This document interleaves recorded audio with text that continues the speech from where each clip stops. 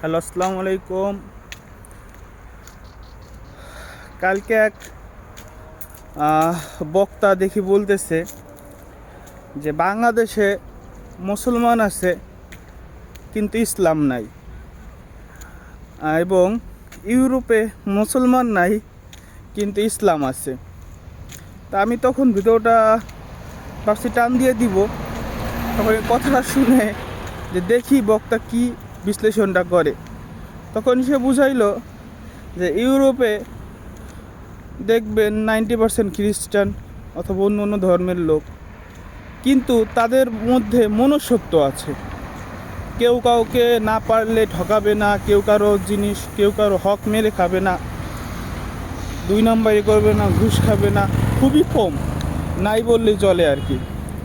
অপরদিকে বাংলাদেশের চিত্র ভাবেন, 90% মুসলমান, সবাই মুসলিম, কিন্তু কেউ যদি কারো হক মারার সুযোগ পায় কেউ ছাড়ে না, কেউ যদি কারোর ক্ষতি করার সুযোগ পায় কেউ ছাড়ে না।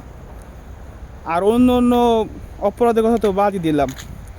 এই কথার জন্যই বক্তা বুঝাইছে যে বাংলাদেশে মুসলমান আছে কিন্তু ইসলাম নাই, অপরদিকে ইউরোপে মুসলমান নাই কিন্তু ইসলাম আছে।